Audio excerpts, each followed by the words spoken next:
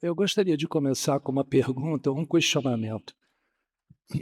Vocês já se deram conta, da quantidade de pensamentos que nós temos ao longo do dia, que não prestam para nada? A quantidade de pensamentos que nos fazem perder tempo, grana, energia, saúde, e que transformam a vida da gente, em momentos muito improdutivos, quando a natureza humana tem por meta a felicidade. Quando ela não é alcançada, ou quando o indivíduo faz muito esforço para que seus sonhos se realizem, a gente começa a achar que a vida é uma luta, que a gente tem que matar um leão por dia e que felicidade mesmo só existe no céu, porque a vida, de certa forma, é para ralar, é para fazer esforço. E vocês imaginam de onde vêm os pensamentos? Se eles vêm de fora ou de dentro? De onde os pensamentos nascem? Se eu tivesse condições de perceber de onde um pensamento vem, eu teria, no mínimo, mais condições de filtrá-los. Pensamentos úteis seriam mais facilmente enaltecidos e pensamentos inúteis seriam mais facilmente eliminados. Todos os pensamentos têm por qualidade própria inteligência e energia. A gente consegue comprovar isso cientificamente através de um eletroencefalógrafo. O lugar de onde os pensamentos vêm, certamente, é um grande reservatório de energia, inteligência criativa e, portanto, o lugar de onde o potencial humano nasce. Vamos lá. A meta da vida é a felicidade, e eu acho que todo mundo vai concordar comigo. Para que o indivíduo seja feliz, é fundamental que ele realize seus sonhos. Para realizar meus sonhos, eu tenho que empreender. E não basta simplesmente empreender, eu tenho que atingir as minhas metas.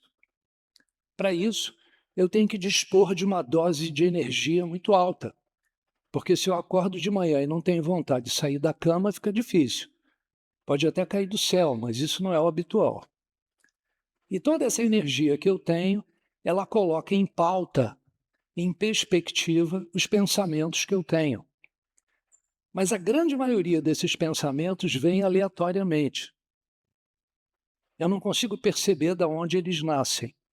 Vocês concordam comigo? Acho que sim. Então, há muito tempo atrás, uma cultura hoje praticamente desconhecida, surgiram 6 sistemas de filosofia, numa Índia que a gente não conhece mais. E esses 6 sistemas de filosofia, um deles é prático. Isso é chamado de yoga, ou yoga, como muitos chamam, mas acho que também vocês já ouviram falar, que significa união. União do personagem com a sua essência. Né?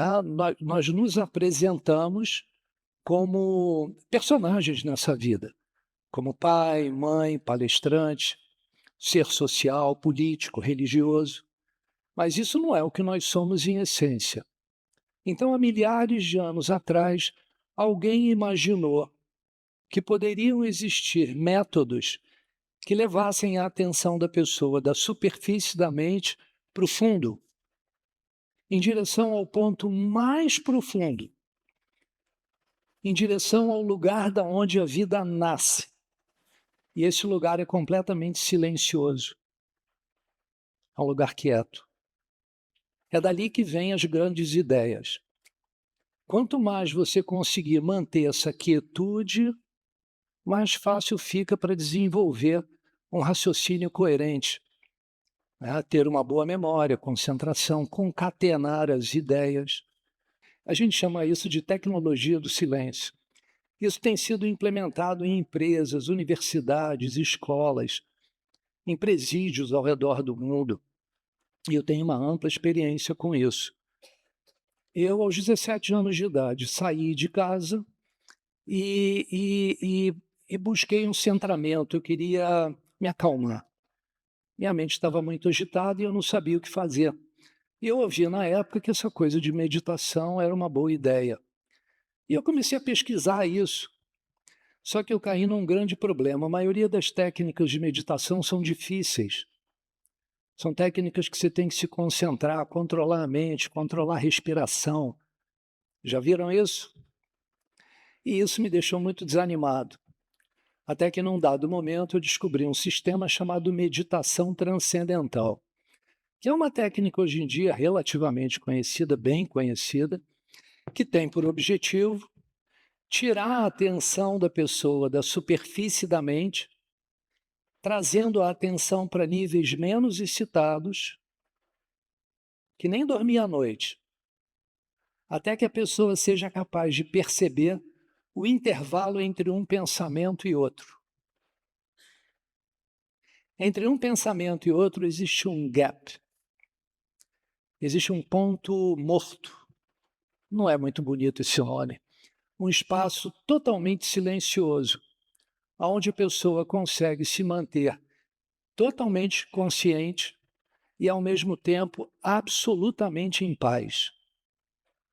Isso foi chamado pelo Dr. Robert Keith Wallace, em 1972, por quarto estado de consciência. Segundo ele, é um estado diferente do sono, do sonho e da vigília. É um quarto estado de consciência, onde a pessoa consegue um relaxamento muito mais profundo do que o sono. Durante o sono, o consumo de oxigênio, em média, cai em 8%.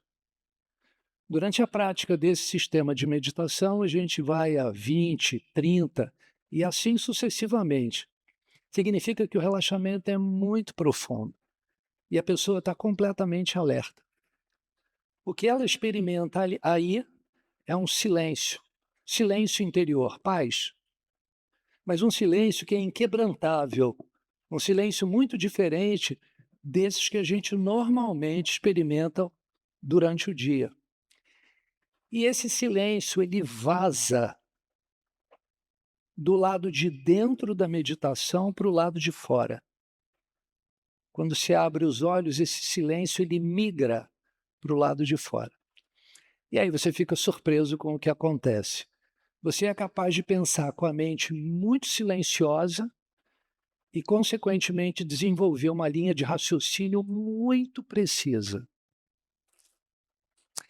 E eu fiquei muito impressionado com isso. A base do meu encantamento, eu saí do Brasil e fui atrás de um senhor chamado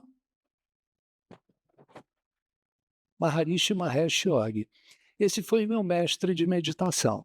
E a meditação transcendental, o primeiro ponto que eu verifiquei é a tradição que cerca essa técnica.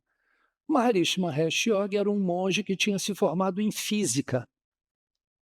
Ele se tornou discípulo desse outro senhor chamado Swami Brahmananda Sarasvati. Me perdoem os nomes. Mas esse senhor era o papa do hinduísmo. Eu não peguei ele, mas era o papa do hinduísmo na época. Esse trono que vocês estão vendo estava vago por 150 anos. Esse sujeito é uma sumidade filosófica e espiritual. E eu pensei, eu tenho que conhecer o Maharishi. Nessa época, eu tinha 19 anos de idade, já tinham se passado 2 anos, e eu, assim, simploriamente escrevi uma cartinha para ele, disse o quanto eu gostava, o quanto eu estava entusiasmado, e se ele me aceitava do lado dele. Então, para minha surpresa, eu fui atrás dele e consegui algo como 30 anos indo e voltando, experimentando a presença dele. Me tornei professor de meditação transcendental, nunca foi meu interesse falar em público. Então, imaginem o embasamento que esse indiano conseguiu dar para uma técnica que abordava um tema completamente subjetivo, que é experimentar um lado da vida que é transcendental. A gente não consegue perceber aqui na superfície. É o lado que sustenta toda a vida. Para você ter atividade, você tem que ter repouso. A gente tem hoje um sono igual ou pior do que há 50 anos atrás, quando a TV era em preto e branco.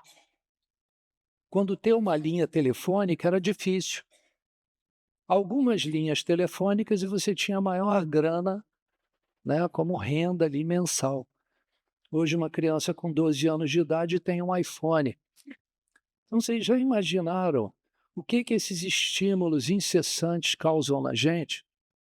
Envelhecimento precoce. Existem 4 pontos que foram identificados nas Blue Zones como sendo os pontos importantes para você viver mais de 100 anos. O primeiro deles é melhorar a qualidade do repouso, porque você tem como antagonismo o cansaço, e o cansaço se subdivide em 2 aspectos: fadiga e estresse. Fadiga é pegar aquela bike e rodar 30, 40 quilômetros. O estresse é outra coisa. O estresse está apoiado no medo. E ele surge como consequência dos estímulos que a gente tem ao longo do dia que a gente não consegue administrar. Então, o indivíduo, como não tem um bom repouso, com o passar do tempo, o sistema nervoso autônomo ele se desregula, simpático e parasimpático. E você fica num modo de funcionamento que é ataque ou fuga. Você está imaginando o que eu estou falando, né? E isso certamente deixa o coração a milhão.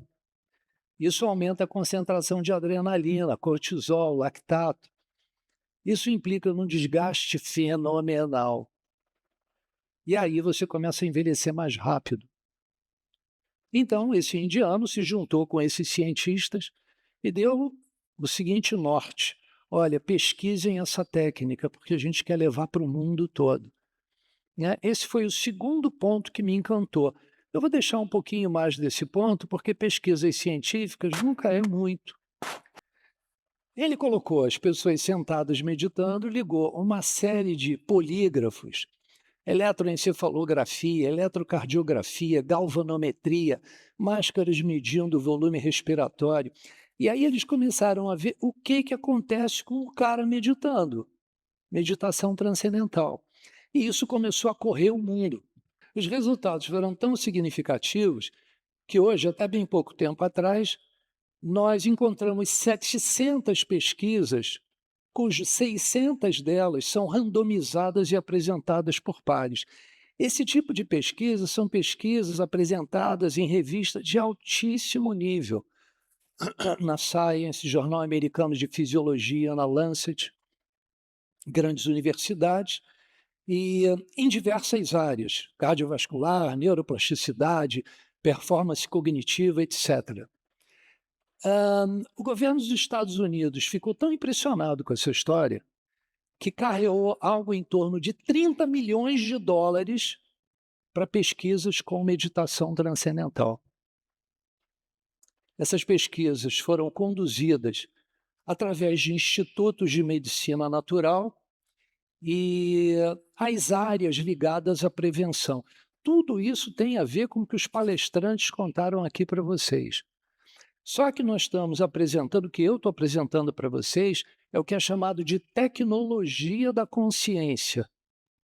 Porque para você poder crescer na sua vida, você precisa saber o tamanho que você tem, a capacidade do seu alcance físico, mental, emocional e, por que não, espiritual. Esses resultados, aqui são alguns rapidamente: 48% diminuição no risco de infarto e AVC. Queda do cortisol. O cortisol é um hormônio do estresse, assim como adrenalina, lactato e por aí vai. E aumento da serotonina. Enfim, fortalecimento do sistema imunológico, eficácia.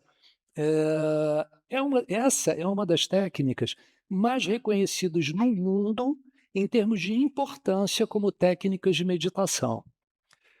O terceiro ponto bem bacana, e é rápido: a técnica é extremamente fácil, e isso é encantador. Eu consigo ensinar para uma criança a partir de 10 anos de idade. Imagina se você coloca um filho seu com 10 anos de idade para se acalmar. A quantidade de problemas que diminuirão na sua vida ao longo da existência dele. Os resultados são resultados tão interessantes que a meditação transcendental hoje é implementada em escolas e universidades ao redor do mundo. Eu, por exemplo, trabalhei em muitas delas.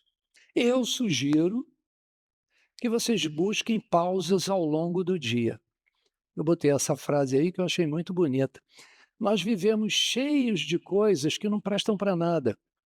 Eu acho que vocês percebem isso, porque eu também percebo. Talvez seja melhor viver cheio de nada que sirva para coisas. Será que é possível resetar o HD e, com isso, gerar novos programas, novas formas de encarar a vida? Então, essa é a mensagem que eu deixo para vocês. Busquem pausas diárias, porque a vida não é uma correria desenfreada. Muito obrigado, Jay Gurudev. Tenha uma boa tarde. Maravilhoso evento. Obrigado a todos.